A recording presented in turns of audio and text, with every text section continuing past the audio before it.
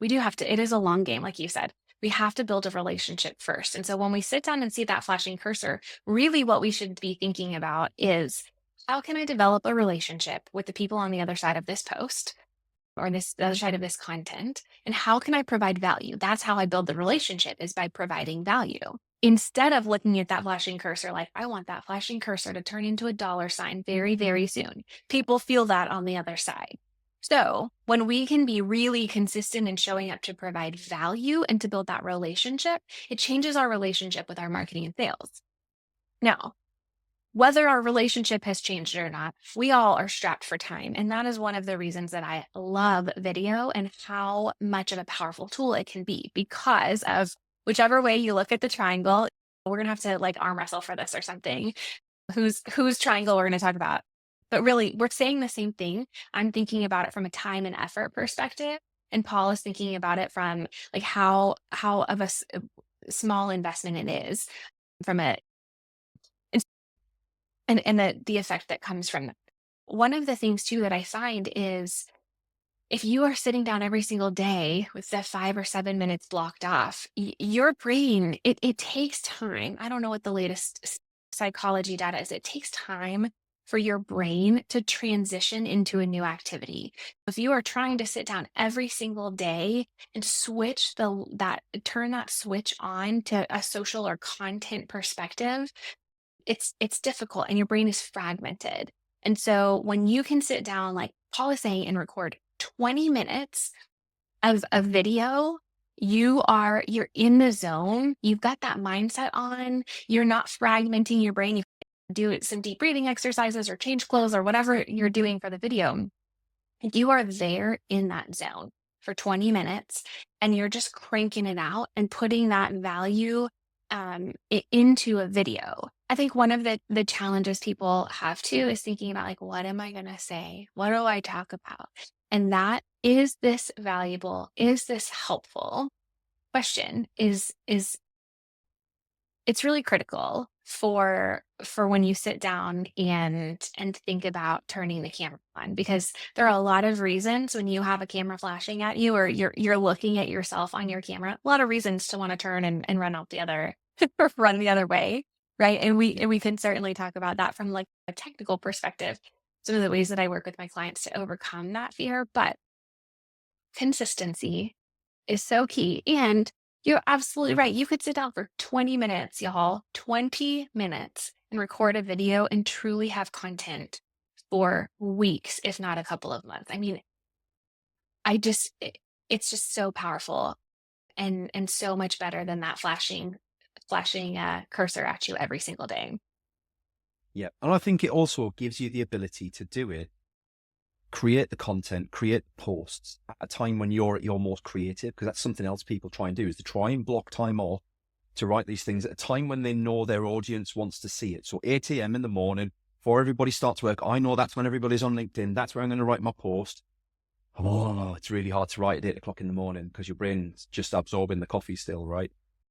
Instead of doing it then, why don't you do it on a Thursday afternoon when you've had a few wins for the week and you're feeling much better about things and you've had your dinner and you've had a coffee and right, now I'm ready to go. Whatever that looks like, whenever that works for you. For some people, it's a night when the kids have gone to bed. I've done that before. Just sitting right, peace and quiet. I'm switched on to this. I feel like writing my content now. And you made a great point about consistency. And I tell people to write posts or create content for posts a minimum of 3 times a week. Not because I care about the algorithm, because I don't. I'm a big fan of rebelling against the algorithm. Use it where you can, but ignore it because it will become a distraction. But when you create content 3 times a week, you start to form a habit. I know I have 3 posts I need to write. I know when they need to be out for. I know I need to sit down for X period of time. Especially if you're writing, you're not doing the bulk writing and you're doing it all one by one, you'll need to find a time of day where it's right for you to write that stuff. And if you're only doing it once a week or you're doing it twice a week, not enough to form a habit. You will find excuses not to do that. I only have 2 to write. I'll write them tomorrow. When you've got 3, all of a sudden it starts to feel a bit more serious. Like, I need to do this because I'm going to miss my 3. But to your point, Danielle, there's nothing worse than sitting staring at that keyboard, wondering, the hell do I write right now? Because I've got no inspiration. It hasn't come to mind. The good news is, over time, like, that gets easier. I think that you find the ability to find ideas and be creative around you all the time once you're used to the habit of doing it. Getting in that habit is hard, and you absolutely nailed it. We're not designed to see ourselves on camera. People like me, especially, I mean, face for radio, right? I hate the sound of my voice. I hate the way I look on camera, right? But I have over 800 hours on YouTube on one channel, and I have multiple channels, right? Not because I want to see myself up there. I'm in no way a narcissist, right? I hate seeing myself up there, but I know it works. And I know that the video allows me to look you in the eye, like we're doing right now, 1-to-1, almost like we're in a Teams meeting or a Zoom meeting, and show you how enthusiastic and passionate and genuine I am, without any AI, without any manipulation, because it can't be faked. Genuine conversations can't be faked. And when you do that, you show up in such an authentic and genuine way that people start to trust you. And if there's enough content out there consistently over time, people begin to remember you. You become top of mind. They believe in what you're saying. They align with the idea being they align with 90% of everything that you're going to say to them, right? Like, that's your people. That is who you're aiming at. They believe in almost the same things you do, but you're going to challenge them on one or two things to think differently. And when they see you as an expert, they get real problems psychologically from the fact that they see you as an expert who can't be wrong, but then they disagree with you. Right? That means either I'm wrong that I believe they're an expert, or I'm wrong in my belief. The two can't be true. I need to figure out which one it is. And all of a sudden, their cognitive dissonance causes them to question what's going on and have a conversation with you, because actually I might be wrong here. I believe they're an expert, but they disagree with me on something. I want to find out why. I want to dig a bit deeper on that. I'm curious now. Whereas if you just tell someone they're wrong outright and they haven't gotten familiar with you and haven't built up that trust, hold on, Frank, I'm going to do things my way. You can go and ride your horse into the sunset, and I'm going to carry on doing what I do anyway, because you can't be right. I'm the expert here. And that's the way your audience see it. So I love the fact that you can sway people's views over time in the right way, but only, to your point, Danielle, if you come at it from a place of value add and service. I think that is the bit that people struggle most with, getting their mindset into that. Yeah.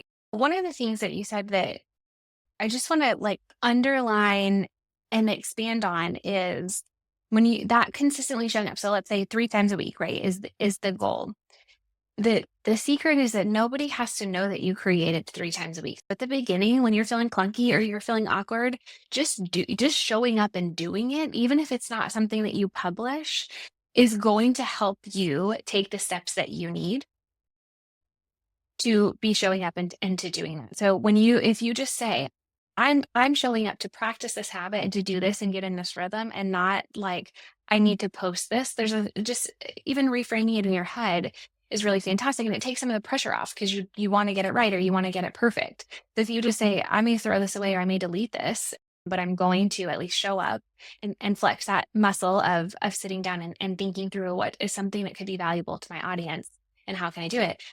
Chances are it's going to be better than you think it is. But if you remove that expectation and the outcome that you're trying to achieve with it, I think that makes a big difference. And I think right in line with that, you said something about doing it when you are best and when you are fresh, right? So I am fresh in the morning, and I also know of myself that I get a ton of energy and inspiration from being with other people. So I had, just like all of us, even as a marketer, I had been create content, had been rolling on my to-do list for a couple of weeks. I'll be completely honest, a couple of weeks. Last week, I drove about an hour from my house. I went to a networking event with a group of women. And I spent almost the entire drive home voice noting into my phone so that I did not forget. I was so inspired by the conversation that we had. it was not a content creation day. And in fact, I actually rearranged my schedule that day because I was in the zone of creating this content because I was so inspired. And so I think sometimes we got to like loosen up a little bit and allow ourselves that kind of flexibility that if you feel so inspired and you're on a roll thinking about this kind of thing, don't let it go. Don't write it down thinking you'll remember because when you come back to it, it will not be the same, I promise.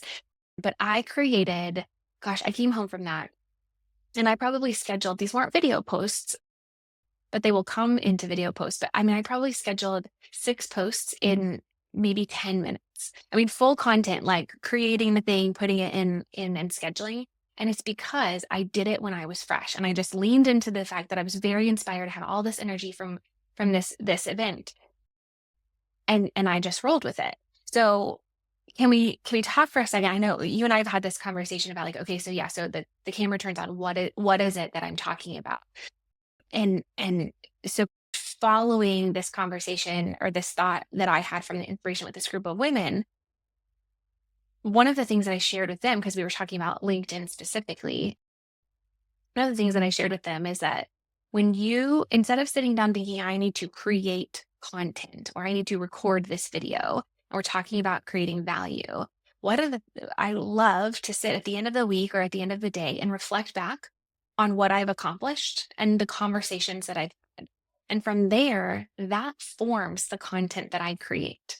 So if I had an advisory session with someone and they had 5 questions, most of those questions are probably relevant to someone else. So when I sit down and turn my camera on to record a video, I'm going to think about that conversation. I'm going to address the questions that that person asked me in this advisory session because it's going to be valuable for other people. Or maybe I answered a whole bunch of questions one week about a new product or service that I launched. And the questions over and over, that's content that you can record a video about, is answering those questions. And what that does for you is not only fills your content pipeline, but when you get those questions in the future, you can say, I actually recorded a video about this. You can find it on my YouTube channel. When they go to your YouTube channel and watch that specific video, YouTube's going to prompt them to watch another video and another video and another video. And you want them to. You want them to binge consume your content because that is how they get to know you. And then they like you.